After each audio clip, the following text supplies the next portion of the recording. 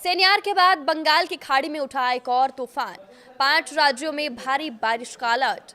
नमस्कार, मैं हूं साक्षी झा और आप देख रहे हैं न्यूज 18 का डिजिटल प्लेटफॉर्म। बंगाल की खाड़ी में सेनियार के बाद एक और तूफान उठा है, जिसके चलते तमिलनाडु, केरल और आंध्र प्रदेश में भारी बारिश का अलर्ट जारी किया गया है। मौसम विभाग ने लोगों को सतर्क रहने और मछुआरों को समुद्र में न जाने की चेतावनी दी है। चक्रवाती तूफान सेनियार लगातार कमजोर हो रहा है। इस बीच मौसम विभाग ने बताया कि बंगाल की खाड़ी में एक और तूफान दस्तक दे रहा है। ये तूफान दितवाह है। इन दोनों तूफानों ने भारत के लिए चिंता बढ़ा दी है। भारतीय मौसम विज्ञान विभाग के अनुसार दितवाह तूफान का असर भारत के दक्षिणी राज्यों में देखने को मिलेगा। आईएमडी ने बताया है कि इन तूफानों के कारण दक्षिण भारत के तटीय इलाकों में मौसम बिगड़ने की संभावना है।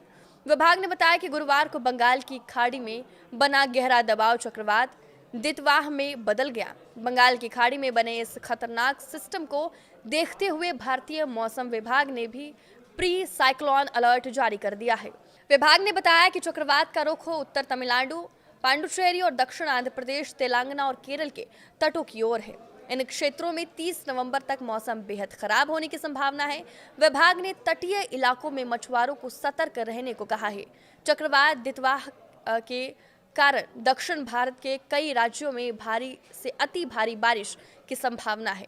विभाग के मुताबिक तमिलनाडु, पुडुचेरी और कराईकल में भारी बारिश का अनुमान है। इस तूफान के तटीय इलाकों में पहुंचने से पहले ही तमिलनाडु में कुछ जगहों पर हल्की से मध्यम बारिश हुई।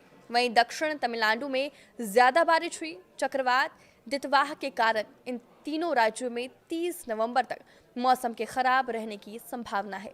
शुक्रवार को दक्षिण तमिलनाडु में कई जगहों पर और राज्यों के उत्तरी हिस्सों तथा पुडुचेरी और कराईकल में कुछ जगहों पर हल्की से मध्यम बारिश होने की संभावना है। यही नहीं, पूरे तमिलनाडु में बारिश होने की संभावना है।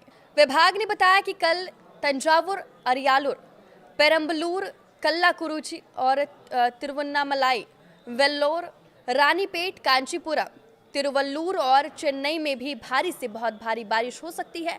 इसके अलावा 30 नवंबर को उत्तरी तमिलनाडु, पुडुचेरी और कराईकल में हल्की से मध्यम बारिश होने की संभावना है। चक्रवात दितवाह के कारण भारत मौसम विज्ञान विभाग ने मछुआरों को 1 दिसंबर तक दक्षिण पश्चिम बंगाल की खाड़ी, मन्नार की खाड़ी, कोमिरिन इलाके और तमिलनाडु, पुडुचेरी के तट पर न जाने की सख्त सलाह दी है। वहीं जो लोग पहले से समुद्र में हैं, उनसे तुरंत सबसे पास के तट पर लौटने की अपील की गई है। तूफान के असर से विभिन्न तटीय क्षेत्रों में 60 से 100 किलोमीटर प्रति घंटे की हवा चलने की संभावना है। दक्षिण तमिलनाडु, पुडुचेरी, श्रीलंका और दक्षिण आंध्र तटों पर गेल फोर्स हवाएं चलेगी। आईएमडी ने 1 दिसंबर तक समुद्र में मछली पकड़ने पर पूरी तरह से रोक लगा दी है। पहले से समुद्र में मौजूद नावों को तुरंत सुरक्षित स्थानों की ओर जाने की सलाह दी गई है। लोगों को घरों में सुरक्षित रहने की सलाह दी गई है। भारत से पहले श्रीलंका में साइक्लोन दितवाह ने तबाही की दस्तक दे दी है। दितवाह का अभी लैंडफॉल नहीं हुआ है, फिर भी इससे असर दिखना शुरू कर दिया है। देर रात से जारी आंधी, तूफान, बारिश और लैंडस्लाइड में अब तक 56 लोगों की मौत हो गई है, जबकि 21 लोग अभी लापता हैं। मौसम विभाग ने चेतावनी दी है कि अगले 12 घंटों में जब ये पूरे द्वीप पर पहुंचेगा तो तूफान और तेज हो सकता है।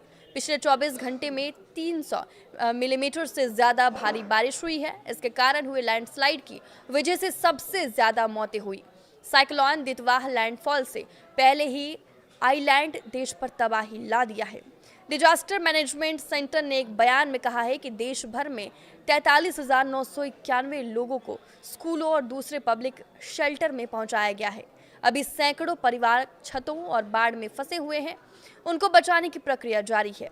श्रीलंका में भारी बारिश की वजह से स्कूल बंद कर दिए गए, ट्रेन सर्विस रोक दी गई है और कोलंबो स्टॉक एक्सचेंज बंद कर दिया गया है।